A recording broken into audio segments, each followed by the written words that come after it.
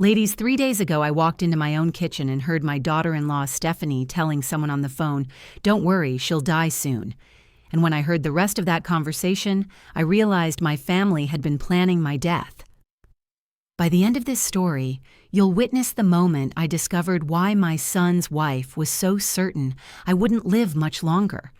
You'll see the confrontation that exposed a conspiracy involving forged medical documents, poisoned food, and life insurance fraud. You'll hear the conversation that revealed how far some people will go to inherit your money while you're still breathing.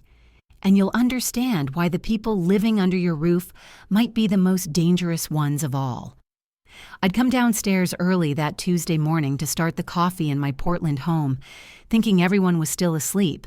But there was Stephanie, my son Kevin's wife of 2 years, standing in my kitchen at 6 a.m. talking quietly into her phone. "She's getting weaker every day," she whispered. "The doctor says her heart condition is progressing faster than expected. Don't worry, she'll die soon, and then we'll finally have our own place." But here's what made my blood run cold. I don't have a heart condition. I've never been diagnosed with anything more serious than occasional high blood pressure. So what doctor was she talking about? And why was she so confident about my death? 6 months ago, Kevin and Stephanie had moved into my spacious home in Portland's Pearl District, claiming they needed to help take care of me after I'd turned 64 and started living alone. They'd convinced me I was becoming forgetful, that I needed support with daily tasks, that it was dangerous for a woman my age to live by herself. I'd believed their concern was genuine love. But this phone conversation revealed something much darker. They weren't helping me. They were waiting for me to die so they could inherit my house. For the past 4 months, I'd been feeling increasingly tired, dizzy, and weak. My appetite had decreased, my energy had plummeted, and I'd started having episodes where my heart raced uncontrollably. Stephanie had been so attentive during these spells, always bringing me special teas, homemade soups, and vitamins to boost my immune system.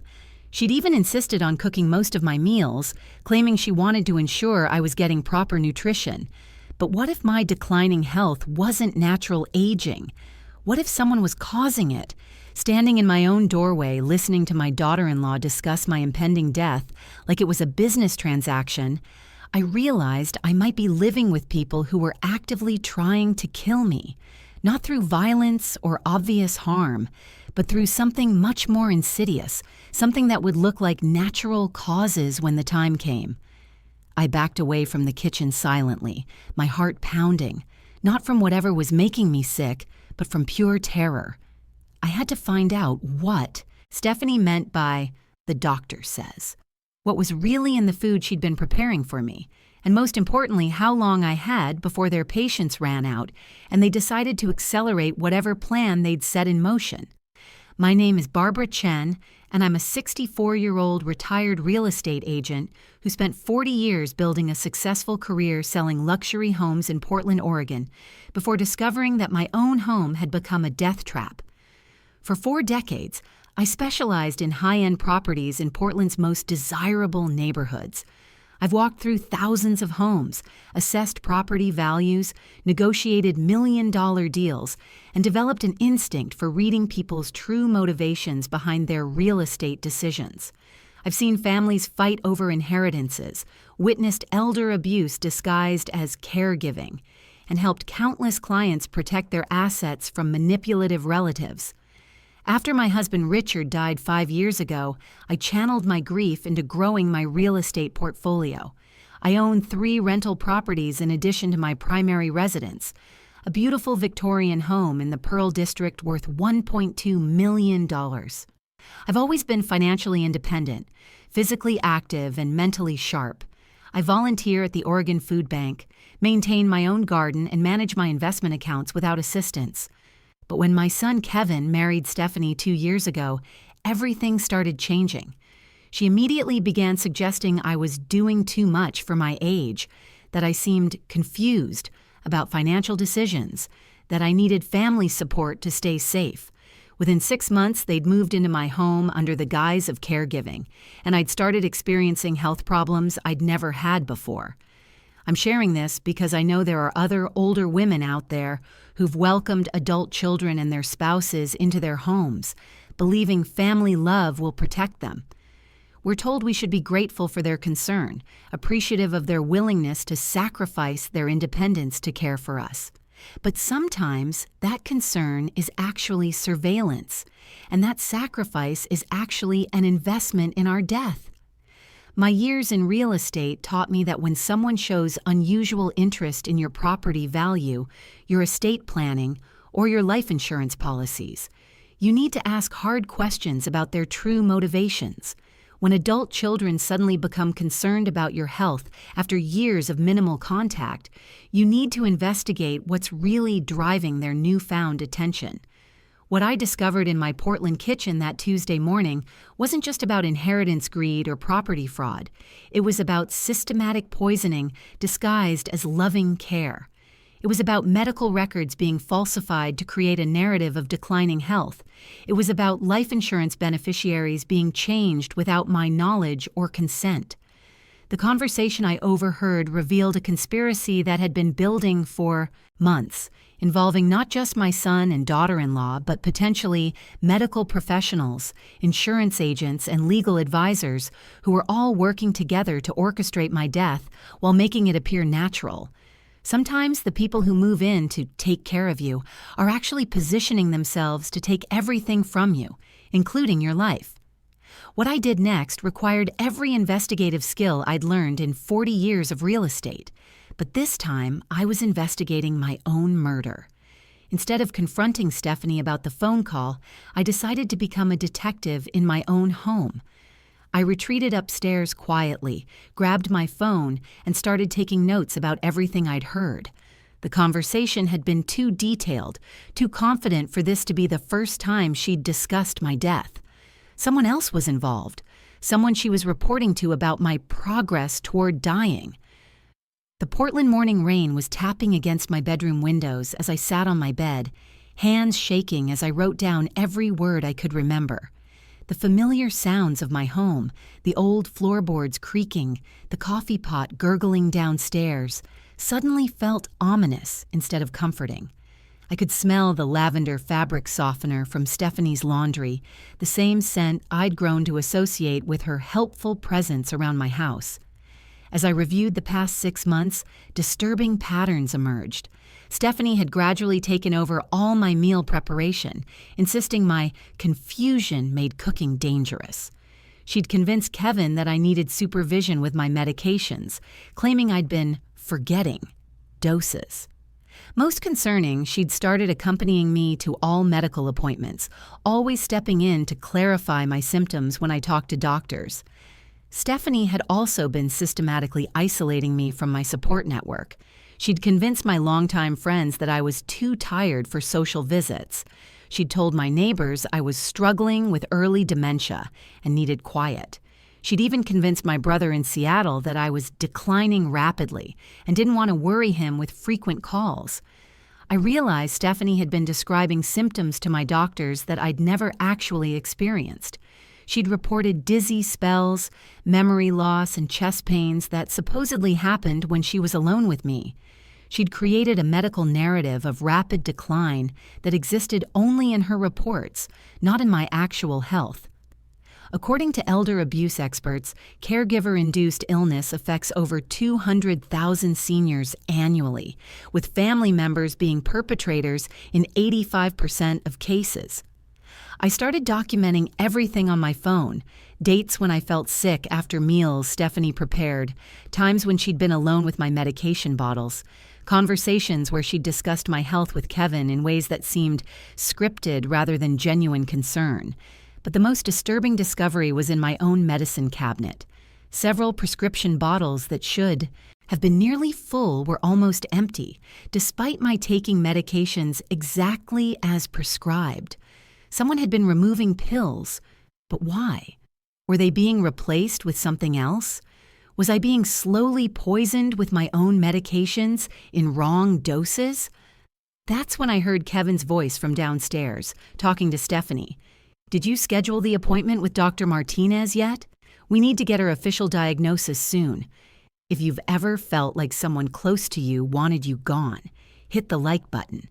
You'll understand what I found next.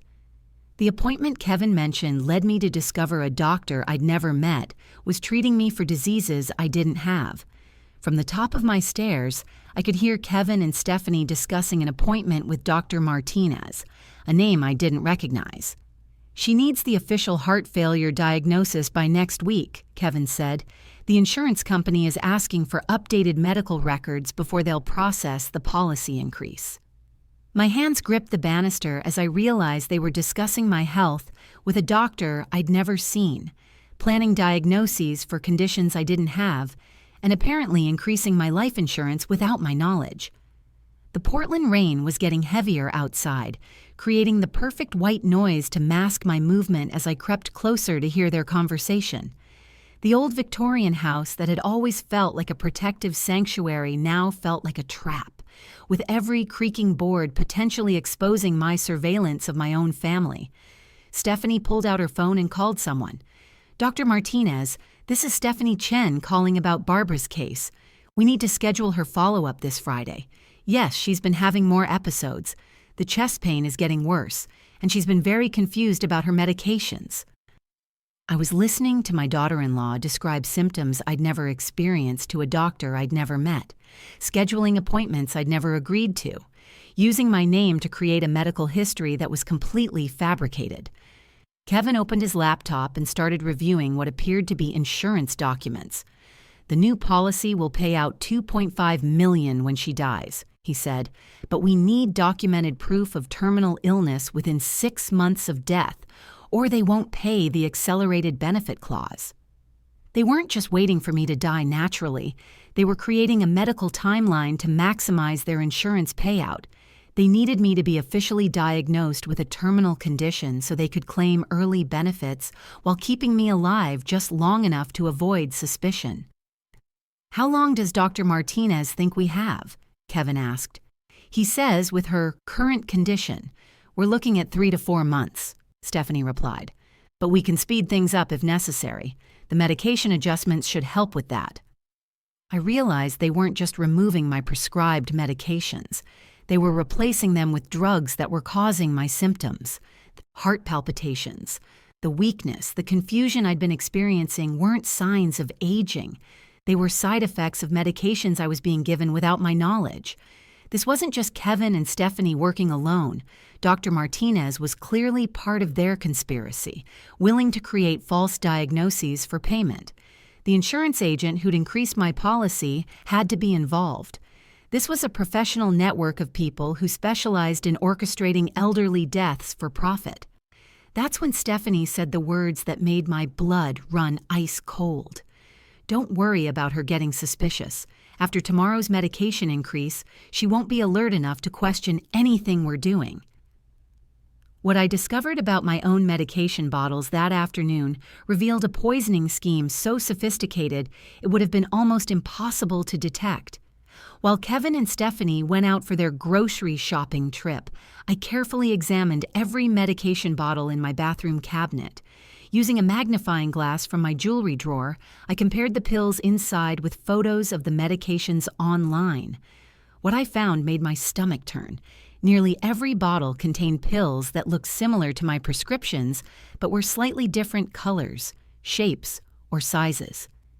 The afternoon light streaming through my bathroom window illuminated the evidence of my slow poisoning spread across my marble countertop. My hands were trembling so badly I could barely hold the magnifying glass steady. The Portland rain had stopped, but I could hear water still dripping from the gutters, a rhythmic sound that seemed to mark the time I had left before the next medication increase Stephanie had mentioned. My blood pressure medication had been replaced with something that was causing my heart to race. My calcium supplements were actually diuretics that were dehydrating me and making me weak. Even my daily vitamins had been switched for pills that were causing the nausea and confusion I'd been experiencing. I carefully photographed each bottle, then used tweezers to remove one pill from each container, placing them in separate envelopes labeled with the bottle information. I also found a small scale in Stephanie's craft room and weighed several pills. discovering they were significantly different from the weights listed on pharmacy websites for my actual prescriptions. This wasn't random pill switching. Someone with medical knowledge had carefully selected substitute medications that would create symptoms consistent with heart failure, cognitive decline, and general failing health. The symptoms I'd been experiencing weren't just making me sick, they were building a medical case for my imminent death. I searched Kevin's home office and found file folders labeled with my name containing medical records I'd never seen. Dr. Martinez had been documenting my deteriorating condition for months, noting symptoms I'd never reported and recommending treatments I'd never received. There were consultation notes from specialists I'd never met, describing test results from procedures I'd never undergone. But the most terrifying discovery was a handwritten note in Kevin's desk drawer. Increased dosage Thursday. Final phase begins Friday.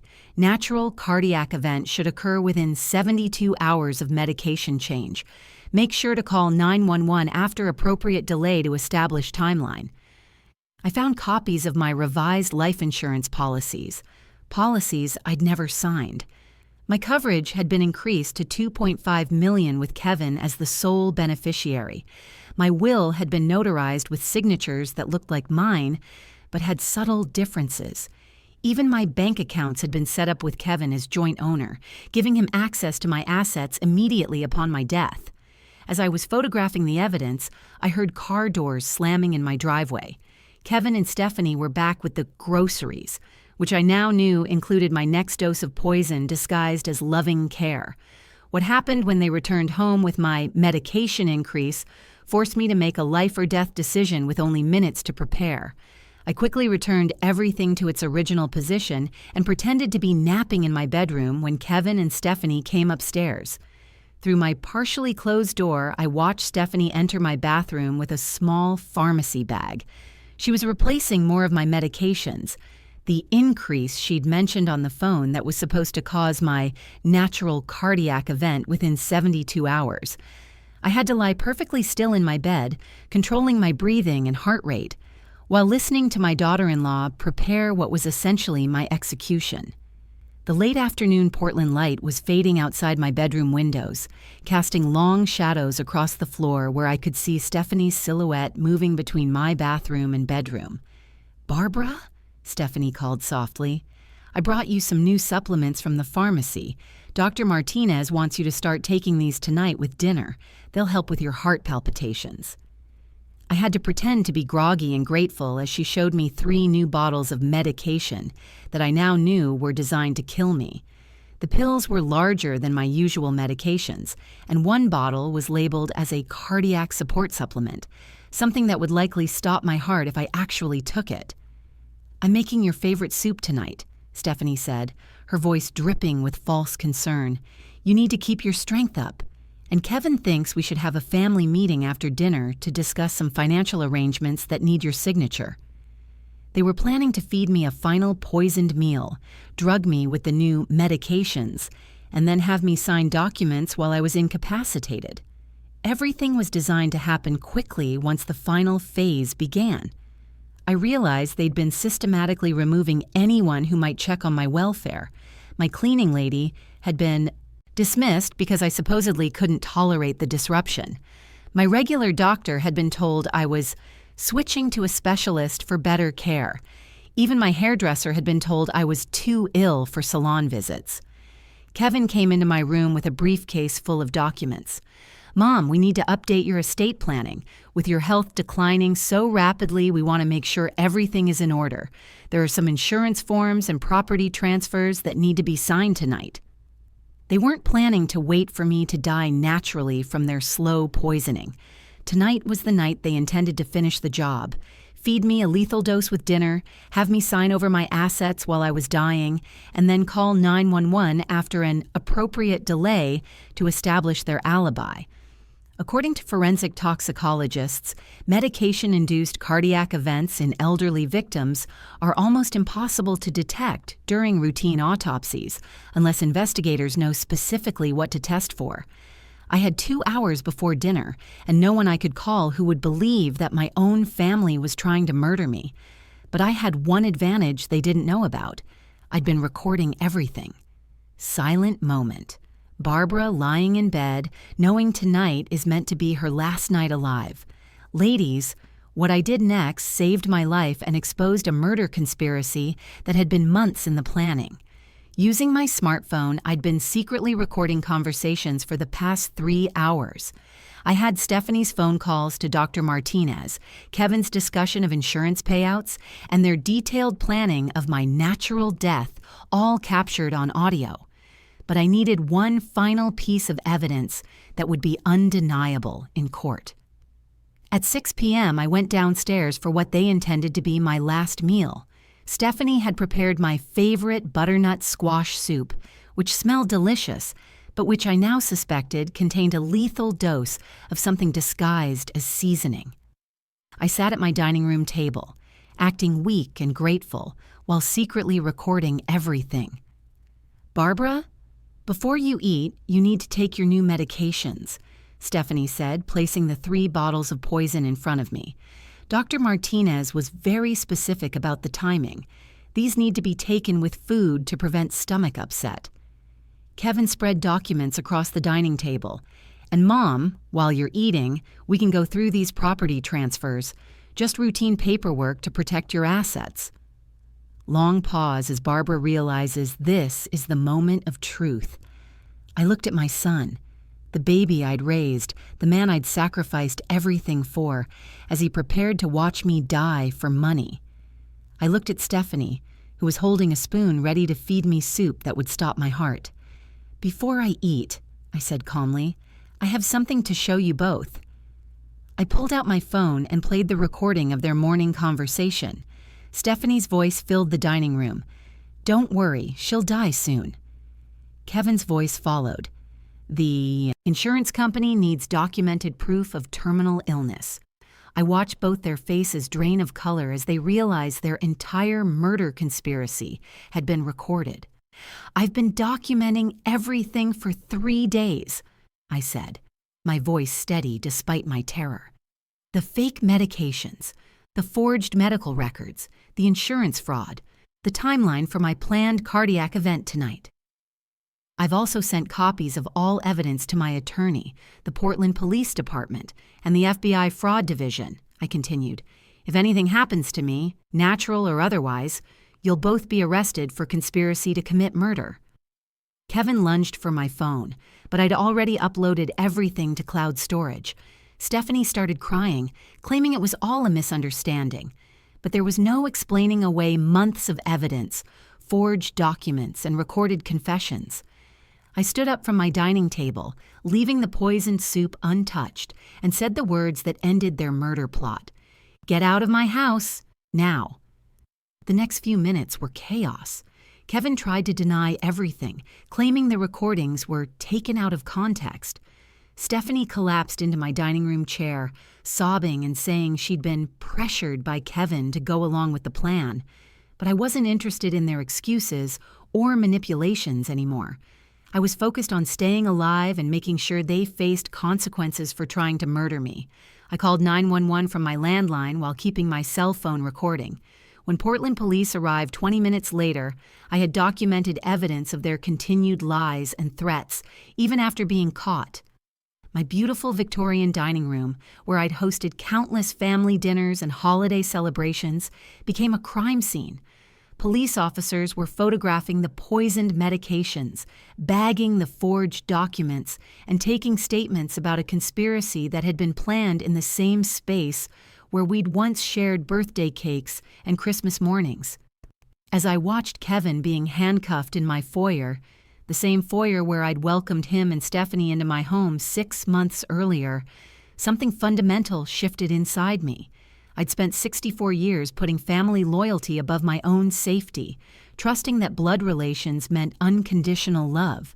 But I'd learned that some people see family connections as opportunities for exploitation rather than bonds of protection. The detective who interviewed me said something I'll never forget. "Mrs. Chen, elder abuse often happens precisely because victims trust their families implicitly. Criminals know that older adults won't suspect their own children of wanting to hurt them. I realized I'd ignored dozens of red flags because I couldn't imagine my own son being capable of planning my murder. His financial problems, Stephanie's sudden interest in my health, their insistence on moving into my home, everything had been preparation for this conspiracy. I'd spent 6 months feeling weak, confused, and dependent because I'd been systematically poisoned by people I trusted. But confronting them, gathering evidence, and protecting myself had reminded me of who I really was, a strong, intelligent woman who'd built a successful career and managed her own life perfectly well for decades. The hardest part wasn't the legal proceedings or the media attention. It was accepting that my relationship with my son was over. Kevin had made a choice to value my death more than my life, and there's no coming back from that betrayal. But I also discovered who my real family was. My brother flew in from Seattle the night of the arrests. My longtime friends rallied around me with support and outrage. My neighbors, who'd been told I was declining, were shocked to see how alert and strong I actually was when I wasn't being poisoned daily. Sometimes the greatest act of self-love is recognizing when someone's care is actually control, when someone's concern is actually surveillance, and when someone's help is actually harm. 8 months later, I'm sitting in my Portland kitchen, the same kitchen where I overheard Stephanie planning my death, making coffee for myself and feeling healthier and stronger than I have in years. Kevin is serving a 12-year sentence for conspiracy to commit murder and elder abuse. Stephanie received 8 years after pleading guilty and agreeing to testify against Dr. Martinez, who was running a medical fraud ring that targeted elderly patients for insurance scams. My health returned to normal within weeks once I stopped taking their poisoned medications. The heart palpitations, weakness, and confusion that had convinced me I was dying naturally were simply side effects of drugs designed to simulate terminal illness. The FBI investigation revealed that Dr. Martinez had been operating fake medical practices in 3 states, creating fraudulent terminal diagnoses for elderly patients whose families wanted to collect early insurance payouts. Kevin and Stephanie were part of a larger network that had successfully murdered at least 6 other seniors using similar medication poisoning schemes. The forged documents they'd used to increase my life insurance and change my will were sophisticated enough to fool most people. But forensic analysis revealed they'd been created using the same equipment Dr. Martinez used for fake medical records. All the insurance policies they'd fraudulently obtained in my name were canceled. My original will was restored. Most importantly, I discovered that Kevin had been draining money from my accounts for months to pay for their conspiracy, funds that were recovered and returned to me with interest. I've rebuilt my support network with people who genuinely care about my welfare rather than my death. I volunteer with the Oregon Elder Abuse Prevention Coalition, helping other seniors recognize warning signs of family exploitation. My experience has become part of training materials for social workers and law enforcement. I've remodeled my kitchen and dining room, the spaces where my murder was planned, turning them into bright, welcoming areas that reflect life and independence, rather than manipulation and control. I host monthly dinners for other seniors who've survived family abuse, creating the kind of genuine family bonds that Kevin and Stephanie tried to destroy. But ladies, this isn't the only shocking discovery I've made about people I trusted. Last month, while cleaning out my storage unit, I found a box of letters from my deceased husband, Richard. What I read in those letters revealed that my marriage of 30 years was built on lies even bigger than Kevin's murder plot. Richard had a secret family in California that I knew nothing about, and they want to contest his will. Have you ever discovered that family members were plotting against you? Have you experienced unexplained health problems when certain people were caring for you? Share your story in the comments, because recognizing these warning signs could literally save someone's life. If this story opened your eyes to the reality of elder abuse within families, hit that like button and subscribe. Trust me, the truth about my husband's secret life will shock you even more.